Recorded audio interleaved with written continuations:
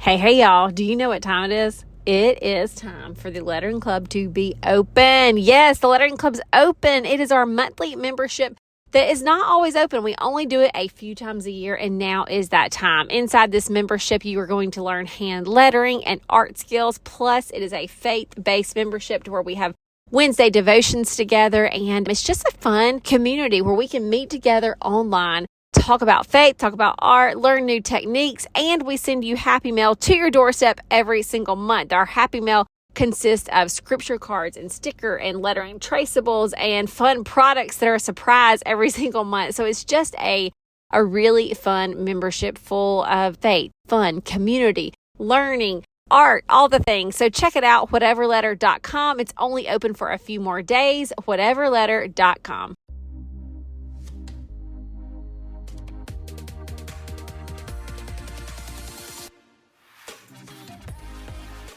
All right. Hey, y'all. This is Casey Hope with the Here's Hope podcast. And today we have a special guest, Margo Smith, on with us. She has been a Lettering Club member for quite some time. And I think she has a really cool way that she uses the club to connect with friends that I think you are going to just like to listen into. So welcome, Margo, to the podcast. Thank you for having me. I was real excited to join you today. Yeah, if you could just give us a little background of you with art, lettering, all the things.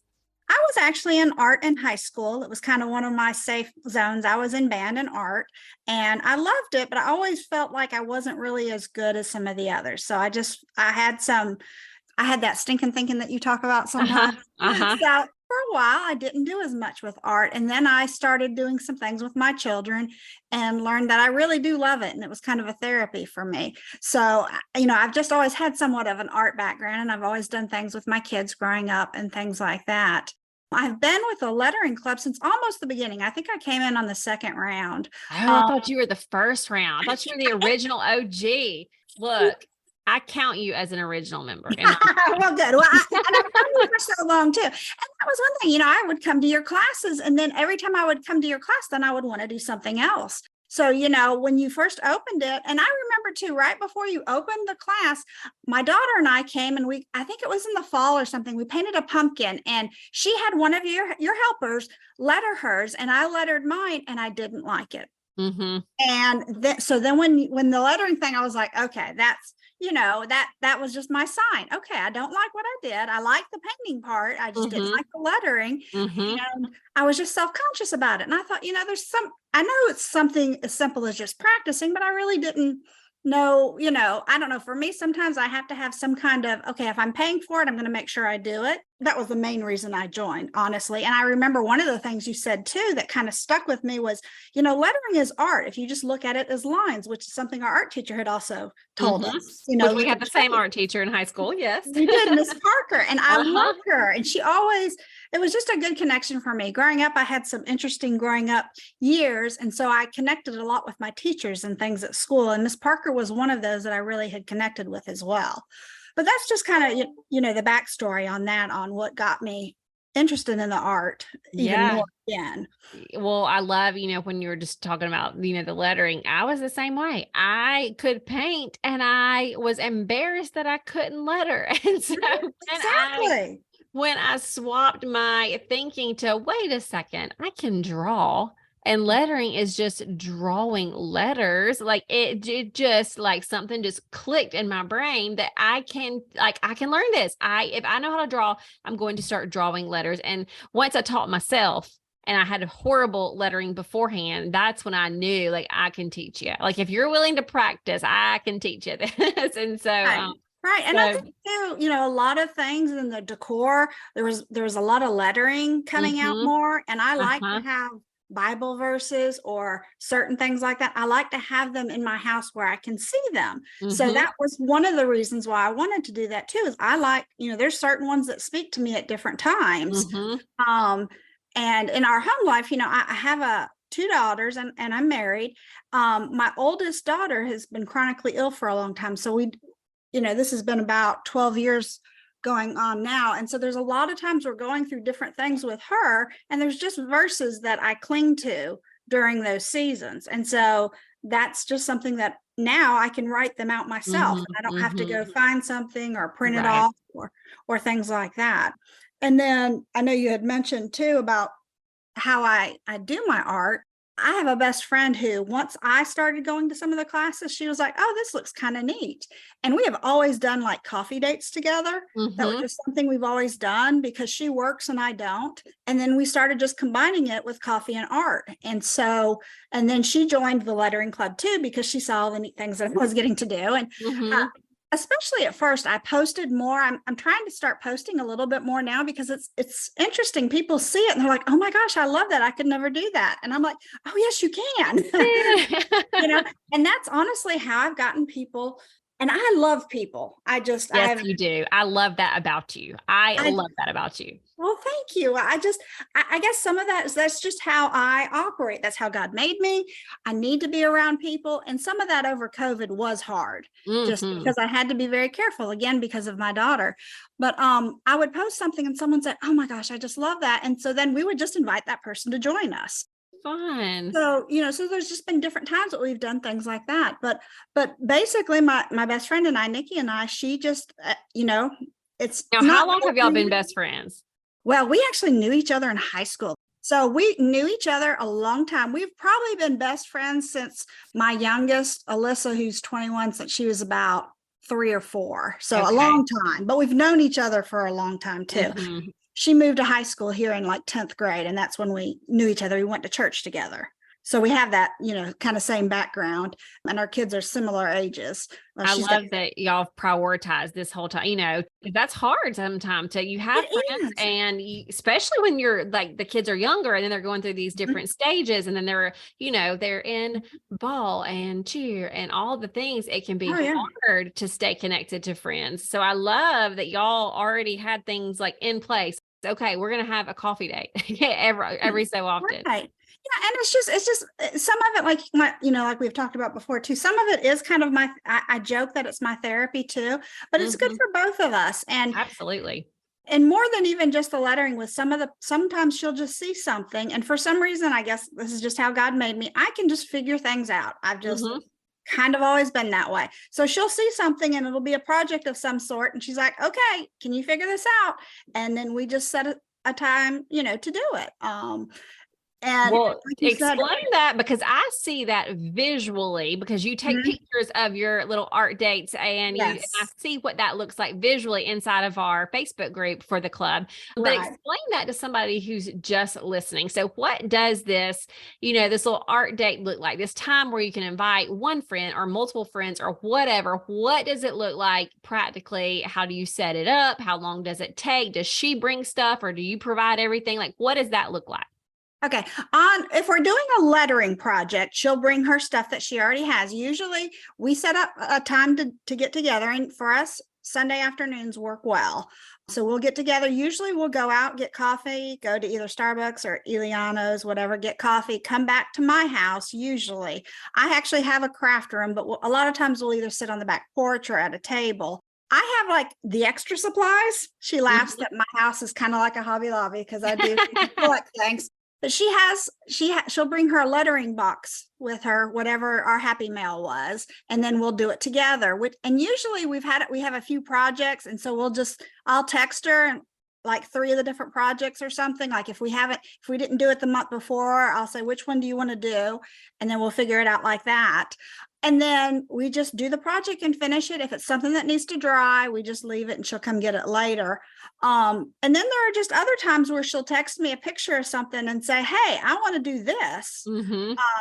Or another example, and then I'll figure it out and we'll do it. Another example is I had some cabinet doors and you had done something with cabinet doors. Oh, yeah.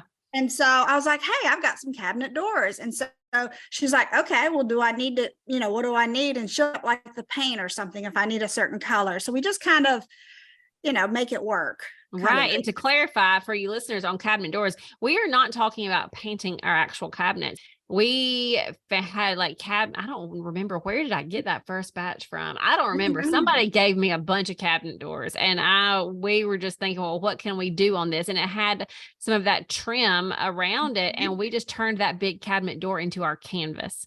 And so we painted at the studio. We painted, like we added some like texture medium on there and painted these angels. But you could paint so many things on them, like just people that are tearing out their old kitchen cabinets and getting new ones, turn them into canvases. So yeah, exactly. And we made, at the time we were doing it, we made ours into flags. And yeah. So I think there was something like that. So that was one of them. And I guess too, because people do see that I do projects and all, I guess it's something that I get, like I said, I think God just kind of placed it into me, that it's something that helps me and then I like to do, and then I want to share it with others. So we even have a larger group. There's 6 of us that we call ourselves the Girlfriends from God, and we meet at least once a year. We go on a weekend together and things like that. And even on that, I started bringing a craft, and I think the first, and everyone kind of knows that I'm going to do it. And now it's to the point where sometimes they'll ask me to do something, like they wanted something with pictures from all of us through the years. So I did, some scrapbook paper and a 12 by 12. And then I brought the Posca markers and we all signed it. So many different little ways that, yes, it's art, but it's friendships and it's memories, and it's quality time with friends. That the art and the lettering are just kind of the centerpiece that brings everybody to sit around, kind of like how a table does. Very much food table is a centerpiece for everybody to come sit around and talk and laugh. And that sounds like what you are doing with art and with lettering, the projects that we provide plus other ones. Tell me, you said that sometimes y'all will go through and look at the club. So just in context again, for people who yes, right. In context, life gets crazy. And obviously my daughter, who is chronically ill, I have to travel to different states with her. So, you just get behind. So occasionally our happy mail will, kind of pile up and we won't get to do the projects every week. So I can always tell which ones we have done and we haven't done. So I just kind of leave them stacked. And I pull out the ones that I want to do first, because I do have my favorites. And you don't have to do all of them. We like to give you lots of options. You pick and choose. Exactly. And it is. And that's what's so nice about it. And so anyway, so I'll just go through and sometimes she'll tell me, hey, I really want to do this one, or there'll be one that I want to do, that kind of thing. And then, like I said, when we post these pictures, other people will chime in and say something about wanting to do it. And so we usually will just invite them. And it was interesting when I talked to you about this the other day, after I had just gone to our retreat, I was like, because now that COVID is over and we're getting together more, I'm still slowly trying to get back out there a little bit more. I was like, I need to just invite the beach ladies who are here, or something like that.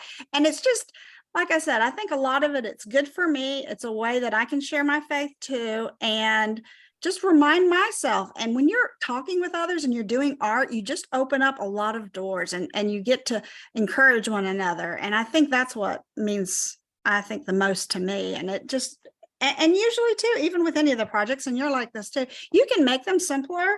And that's just what I do. If there's someone who's struggling, or you just kind of help them with it.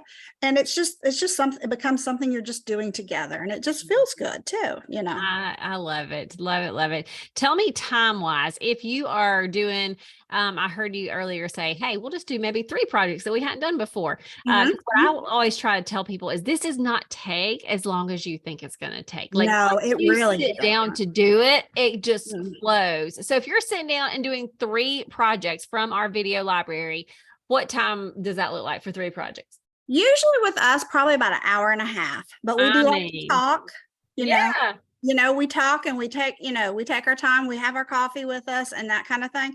Now, some of them are, especially some of them, like the watercolors, we could do 3 of those in probably 45 minutes. Those don't, take us very long. And especially now that both of us have been doing the lettering so long, we practice once and usually we've got it now. Yeah. And then, but we've kind of like, our husbands kind of know too that Sunday nights we don't cook dinner either. So they are on their own. Perfect. Set those expectations. Okay. Exactly. I got friends coming over. I'm not cooking. We'll be in the art room. See ya. Exactly. And it just, I mean, it really has, you go through different phases when the kids are younger too. I think when you have different priorities and things like that, but you do eventually realize that if you're not filling yourself up, I just felt like, I don't think I got bitter, but I felt like I could have really gotten there easily if I did start doing something. And honestly too, I do go to counseling, and my counselor, that was one thing that she really stressed to me, is I needed to do something for me to nourish my soul and to and that just ended up being what it was. And it's just so much better to do things with friends, I think. I just needed that support too. And it's hard for me to ask for help a lot of times, but when you're talking and doing things like that and you have friends and you're doing your art and stuff, things just come up and you kind of start working through your life that way. So I hope people really heard what you just said, that your counselor like gave you that advice. And I think there's somebody listening that needs to hear that for their own self. yeah. That you're pouring out a whole lot, and life can give you a whole lot. And if you are pouring out and not taking the time to do something for yourself, you are going to be drained.